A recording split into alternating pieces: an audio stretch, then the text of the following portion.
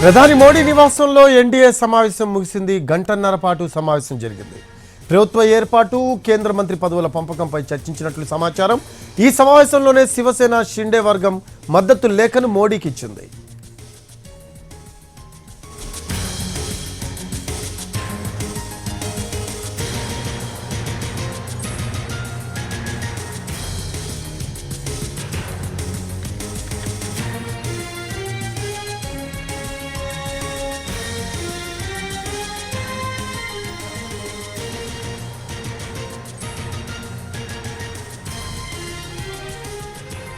ప్రధాని మోడీ నివాసంలో ఎన్డీఏ సమావేశం ముగిసింది. గంటన్నర పాటు సమావేశం జరిగింది. ప్రభుత్వ ఏర్పాటు, కేంద్ర మంత్రి పదవుల పంపకంపై చర్చించినట్లు సమాచారం. ఈ సమావేశంలోనే శివసేన షిండే వర్గం మద్దతు లేఖను మోడీకి ఇచ్చింది.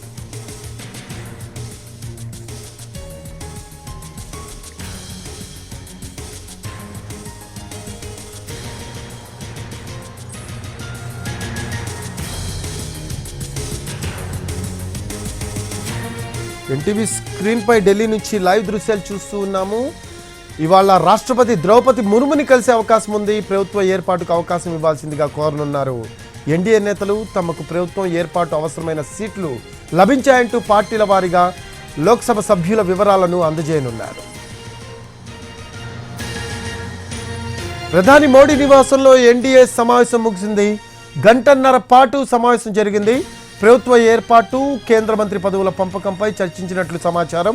ఈ సమావేశంలోనే శివసేన షిండే వర్గం మద్దతు లేఖను మోడీకి ఇచ్చింది. సమావేశం అనంతరం మోడీ నివాసం నుంచి వెళ్లిపోతున్న దృశ్యాలు కూడా మనం చూస్తూ ఉన్నాము. ఎన్టీవీ స్క్రీన్ పై లైవ్ దృశ్యాలు. ప్రధాని మోడీ నివాసంలో ఎన్డీఏ సమావేశం ముగిసింది. మొత్తం గంటన్నర పాటు సమావేశం జరిగింది. ప్రభుత్వ ఏర్పాటు, కేంద్ర మంత్రి పదవుల పంపకంపై చర్చించినట్లు సమాచారం. ఈ సమావేశంలోనే శివసేన షిండే వర్గం మద్దతు లేఖను మోడీకి ఇచ్చింది. అయితే వాళ్ళ రాష్ట్రపతి ద్రౌపది ముర్ముని కలిసే అవకాశం ఉంది. ప్రభుత్వ ఏర్పాటుకు అవకాశం ఇవ్వాల్సిందిగా కోరనున్నారు ఎన్డీఏ నేతలు. తమకు ప్రభుత్వం ఏర్పాటుకు అవసరమైన సీట్లు లభించాయంటూ పార్టీల వారీగా లోక్సభ సభ్యుల వివరాలను అందజేయనున్నారు.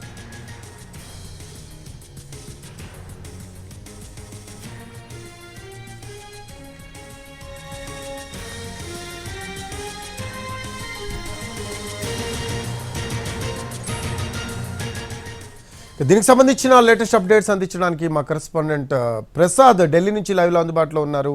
ప్రసాద్, ప్రధాని మోడీ నివాసంలో ఎన్డీఏ సమావేశం ముగిసినట్టు తెలుస్తూ ఉంది. అయితే ఏ అంశాల మీద ప్రధానంగా ఫోకస్ చేశారు? అలాగే ద్రౌపదిని ముర్ముని కూడా కలిసే అవకాశం ఉన్నట్టు మనకు సమాచారం ఉంది. దీనికి సంబంధించి లేటెస్ట్ అప్డేట్స్ ఏంటి?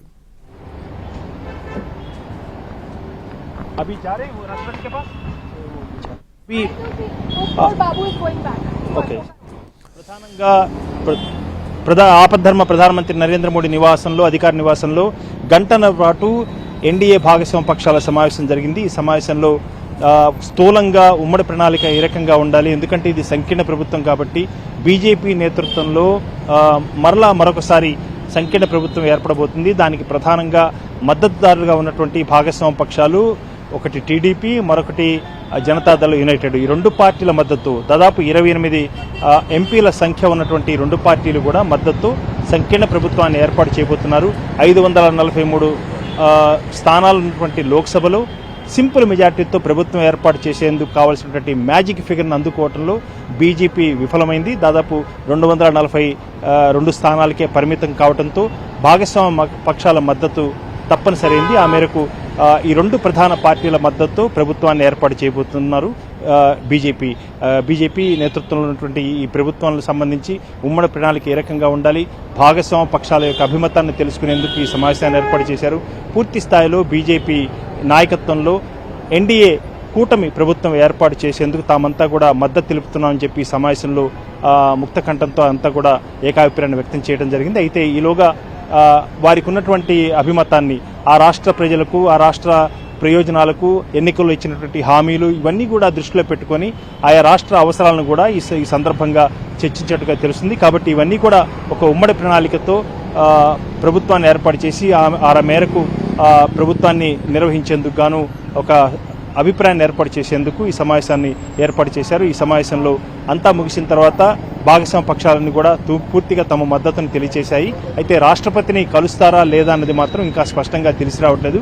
ప్రస్తుతానికి మాత్రం అలాంటిదేమీ ఉండకపోవచ్చు అన్న అభిప్రాయం కూడా వ్యక్తం అవుతున్నప్పటికీ కూడా రాష్ట్రపతిని ఏ క్షణంలో కలిసి తమకు బలం ఉంది, తమ కూటమిని ప్రభుత్వానికి ఏర్పాటు చేసేందుకు ఆహ్వానించాలని చెప్పి కోరేందుకు కూడా అవకాశం ఉన్నప్పటికీ కూడా మరొక అభిప్రాయం బీజేపీ వర్గాల నుంచి అందుతున్న సమాచారాన్ని బట్టి బీజేపీ పార్లమెంటరీ పార్టీ సమావేశం జరగబోతుంది. ఆ సమావేశం జూన్ 7వ తేదీన జరుగుతుంది ఉదయం. ఆ తర్వాత ఎన్డీఏ భాగస్వామ్య పక్షాలు చెందినట్టు ఎంపీలంతా కూడా సమావేశమవుతారు. అక్కడ కూడా చర్చించి ఇటు బీజేపీ ఎంపీలు, ఎన్డీఏ భాగస్వామ్య పక్షాలు చెందిన ఎంపీలంతా కూడా సమిష్టిగా సమావేశమయ్యి నాయకుడిని ఎన్నుకోవడం జరుగుతుంది. ఎన్డీఏ కూటమి నాయకుడిగా ఎన్నుకున్న తర్వాత నాయకుడి యొక్క నేతృత్వంలో ప్రభుత్వం ఏర్పాటు చేసేందుకు తమకు బలం ఉంది, తమను ఆహ్వానించాలని చెప్పి అప్పుడు రాష్ట్రపతిని కలిసే అవకాశం ఉన్నట్టుగా తెలుస్తుంది.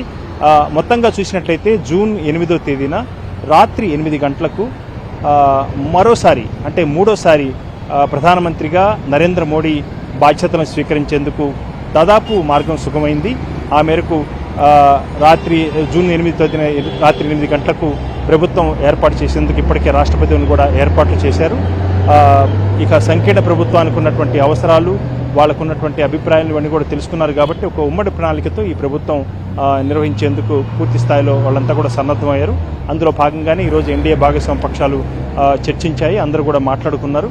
ఆ ప్రకారం 7వ తారీఖున బీజేపీ ఎంపీల సమావేశం, ఆ తర్వాత ఎన్డీఏ కూటమి ఎంపీల అంటే అన్ని భాగస్వామ్య పక్షాలు చెందినటువంటి ఎంపీలంతా కూడా సమావేశమై నాయకుడిని ఎన్నుకోవడం జరుగుతుంది. ఆ మేరకు బీజేపీ నేతృత్వంలో మరొకసారి సంకీర్ణ ప్రభుత్వం ఎన్డీఏ కూటమి సంకీర్ణ ప్రభుత్వం ఏర్పడబోతుంది. ఈ ప్రభుత్వంలో ప్రధాన మద్దతుదారులుగా ఉన్నటువంటి భాగస్వామ్య పక్షాలు ఒకటి టీడీపీ 16 ఎంపీలతో బలంగా ఉంది. అదేవిధంగా 12 ఎంపీలతో బలంగా ఉన్నటువంటి మరొక పార్టీ జనతాదళ్ యునైటెడ్. ఈ రెండు పార్టీలు బీహార్ ముఖ్యమంత్రి నితీష్ కుమార్ నేతృత్వంలోని జనతాదళ్ యునైటెడ్ కూడా మద్దతు తెలియజేసేందుకు తన సమ్మతిని వ్యక్తం చేశారు.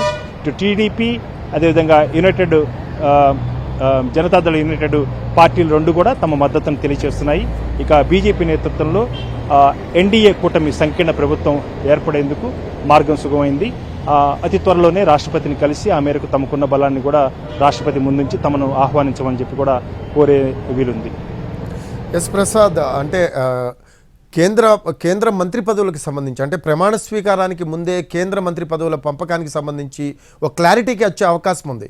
ఇప్పుడు ఈ గంటన్నర సమావేశంలో ప్రధానంగా ఈ అంశాల మీదే చర్చించారా, ఇంకేమైనా అంశాలు ఉన్నాయా ప్రభుత్వ ఏర్పాటుకు సంబంధించి? బహుశా ఇంత అంటే భాగస్వామ్య పక్షాలు అందరూ కలిసి మాట్లాడుకుంటున్న సందర్భంలో ఈ పదవులు కావాలి, ఆ పదవులు కావాలి అనే పంపకాల గురించి చర్చ ఉండకపోవచ్చు. పార్టీ అంటే బీజేపీ పార్టీ వర్గాల నుంచి అందుతున్న సమాచారం బట్టి స్థూలంగా దేశ ప్రయోజనాలు, అదేవిధంగా ఆయా రాష్ట్రాలకు ఉన్నటువంటి అవసరాలు, రాష్ట్ర ప్రజలకు ఎన్నికల్లో ఇచ్చినటువంటి హామీలు, ప్రాంతీయంగా ఈ పార్టీలన్నీ కూడా చాలా బలంగా ఉన్నాయి. కాబట్టి ఎందుకంటే జనతాదళ్ యునైటెడ్ బీహార్లోనూ, అదేవిధంగా తెలుగుదేశం పార్టీ ఆంధ్రప్రదేశ్లోనూ చాలా కీలకంగా బలంగా ఉన్నటువంటి ప్రాంతీయ పార్టీలు. అదేవిధంగా ఈ ప్రాంతీయ పార్టీలు ప్రజలకు ఇచ్చినటువంటి హామీలు వాటన్నిటిని కూడా దృష్టిలో పెట్టుకుని తమ అవసరాలు తీర్చాలి, తమ రాష్ట్ర ప్రయోజనాలు కాపాడాలి. మరీ ముఖ్యంగా విభజన జరిగినటువంటి ఆంధ్రప్రదేశ్ ఆర్థికంగా కుంగిపోయింది. అదేవిధంగా సరైనటువంటి ఆదాయం లేకుండా కూడా అనేకమైనటువంటి ఆర్థిక ఇబ్బందులతో సతమతమవుతుంది అన్న అంశాన్ని కూడా ఈ సమావేశంలో చర్చకు వచ్చినట్టుగా తెలుస్తుంది. కాబట్టి స్థూలంగా రాష్ట్ర ప్రయోజనాలు, రాష్ట్ర ఆర్థిక అవసరాలు, రాష్ట్ర ప్రజలకు ఉన్నటువంటి అభిమతాన్ని దృష్టిలో పెట్టుకొని కేంద్రం నుంచి ఎలాంటి సహాయం అందించాలి, అదేవిధంగా మేము ఆశిస్తున్నది ఏమిటి అన్న అంశాన్ని టీడీపీ జాతీయ అధ్యక్షుడు చంద్రబాబు నాయుడు ఈ సమావేశంలో చాలా స్థూలంగా చెప్పినట్టుగా తెలుస్తుంది. కాబట్టి వీటన్నిటిని దృష్టిలో పెట్టుకొని స్థూలంగా ఒక ఉమ్మడి ప్రణాళికను రూపొందించుకోవటం, ప్రభుత్వ యొక్క లక్ష్యాన్ని నిర్దేశించుకోవటం, ఆ మేరకు ప్రభుత్వాన్ని నిర్వహించడం, స్థూలంగా ఇవి మాత్రమే చర్చకు వచ్చాయి. అయితే పదవులు, పంపకాలు ఇవన్నీ కూడా ఇంకా సమయం ఉంది కాబట్టి వీటన్నిటిని కూడా చర్చించేందుకు అవకాశం ఉంది. ప్రధానంగా పదవులు, పంపకాల కంటే కూడా రాష్ట్ర ప్రయోజనాలే ముఖ్యం అనే ఒక అభిప్రాయంతో తెలుగుదేశం పార్టీ జాతీయ అధ్యక్షుడు అధినేత చంద్రబాబు నాయుడు ఉన్నట్టుగా తెలుస్తుంది. కాబట్టి వీటినే దృష్టిలో పెట్టుకొని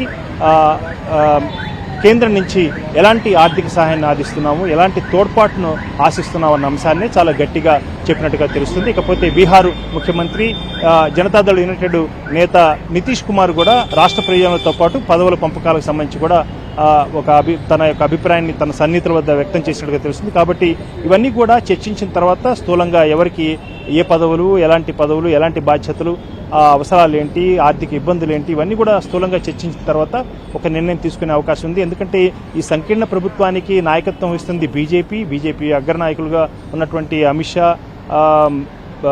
ప్రధానమంత్రిగా ఉన్నటువంటి నరేంద్ర మోడీ, రాజ్నాథ్ సింగ్, వీరంతా కూడా ముఖ్య నేతలంతా కూడా ఈ పాల్గొన్నారు. కాబట్టి వారు స్థూలంగా చర్చించి ఒక నిర్ణయానికి వచ్చే అవకాశం ఉంది. కాబట్టి ఇది సంకీర్ణ ప్రభుత్వం కాబట్టి భాగస్వామ్య పక్షాల యొక్క అభిప్రాయం కూడా తీసుకోవాలి.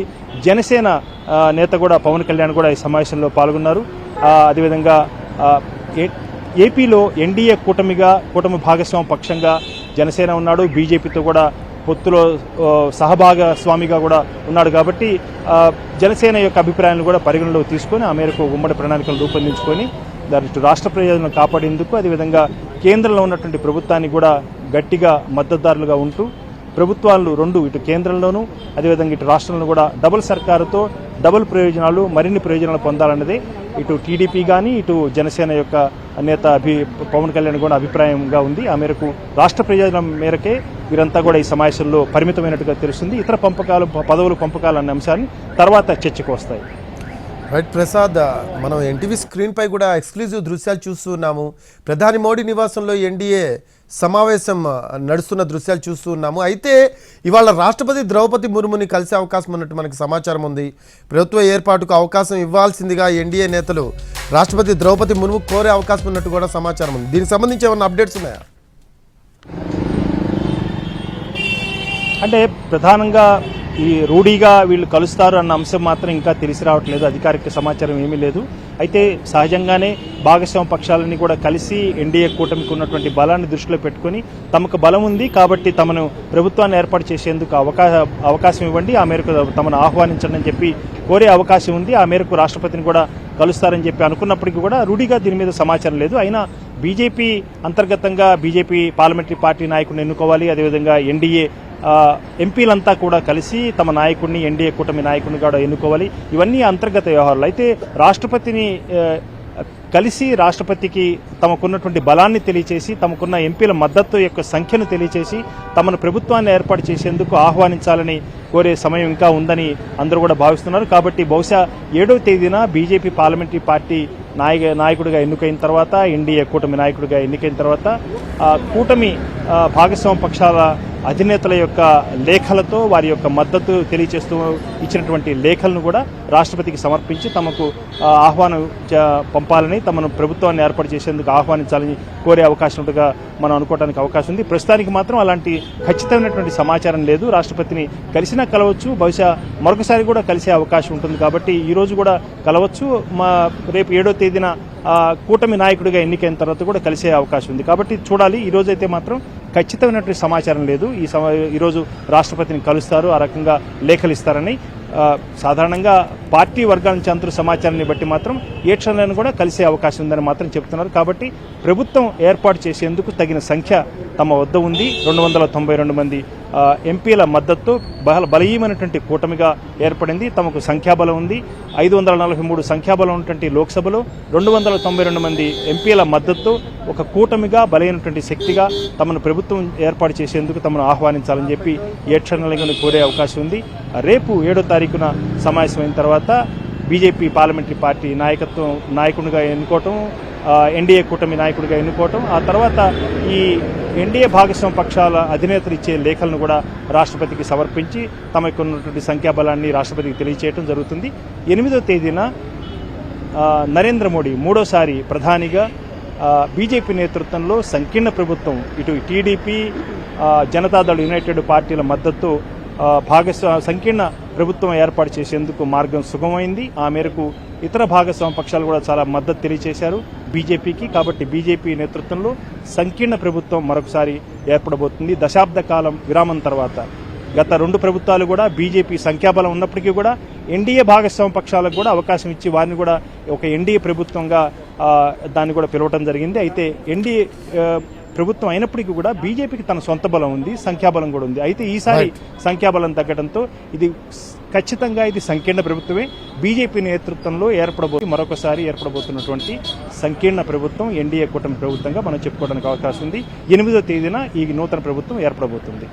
Right, thanks for updates Prasad. Right, అది ఎన్టీవీ స్క్రీన్పై ఎక్స్క్లూజివ్ దృశ్యాలు మనం చూస్తున్నాము. ప్రధాని మోడీ నివాసంలో ఎన్డీఏ సమావేశం జరుగుతున్న దృశ్యాలు మనం చూస్తున్నాము. మొత్తం గంటన్నర పాటు ఈ సమావేశం జరిగింది. ఈ సమావేశంలో ఎన్డీఏకి సంబంధించిన నేతలందరూ కూడా పాల్గొన్నారు. ప్రభుత్వ ఏర్పాటు, కేంద్ర మంత్రి పదవుల పంపకంపై వీళ్ళు చర్చించినట్లు సమాచారం. అయితే ఈ సమావేశంలో శివసేన షిండే వర్గం మద్దతు లేఖను మోడీకి ఇచ్చినట్టు తెలుస్తూ ఉంది. ఎక్స్క్లూజివ్ దృశ్యాలు చూడొచ్చు. ఎన్డీఏ నేతలతో మోడీ సమావేశం నిర్వహించి వాళ్ళతో మాట్లాడుతున్న దృశ్యాలు మనం చూస్తూ ఉన్నాము. అయితే ఇవాళ రాష్ట్రపతి ద్రౌపది ముర్ముని కలిసే అవకాశం ఉన్నట్టు సమాచారం. ప్రభుత్వ ఏర్పాటుకు అవకాశం ఇవ్వాల్సిందిగా కోరనున్నారు ఎన్డీఏ నేతలు. తమకు ప్రభుత్వం ఏర్పాటుకు అవసరమైన సీట్లు లభించాయంటూ పార్టీల వారీగా సభ్యుల వివరాలను అందజేయనున్నారు. ప్రధాని మోడీ నివాసంలో ఎన్డీఏ సమావేశం ముగిసింది. ఎన్డీఏ సమావేశం జరుగుతున్న దృశ్యాలు మనం చూస్తూ ఉన్నాము. చంద్రబాబుతో పాటు జనసేన అధినేత పవన్ కళ్యాణ్ కూడా అందులో పాల్గొన్నారు. మొత్తం గంటన్నర పాటు ఈ సమావేశం జరిగింది. ప్రభుత్వ ఏర్పాటు, కేంద్ర మంత్రి పదవుల పంపకంపై ఈ సమావేశంలో అందరి నేతలు చర్చించినట్టు సమాచారం. అలాగే శివసేన షిండే వర్గం మద్దతు లేఖను మోడీకి ఇచ్చింది ఈ సమావేశంలో. అయితే వాళ్ళ రాష్ట్రపతి ద్రౌపది ముర్ముని కలిసే అవకాశం ఉన్నట్టు తెలుస్తూ ఉంది. ప్రభుత్వ ఏర్పాటుకు అవకాశం ఇవ్వాల్సిందిగా కోరనున్నారు ఎన్డీఏ నేతలు. తమకు ప్రభుత్వ ఏర్పాటుకు అవసరమైన సీట్లు లభించాయంటూ పార్టీల వారీగా లోక్సభ సభ్యుల వివరాలను అందజేయనున్నారు.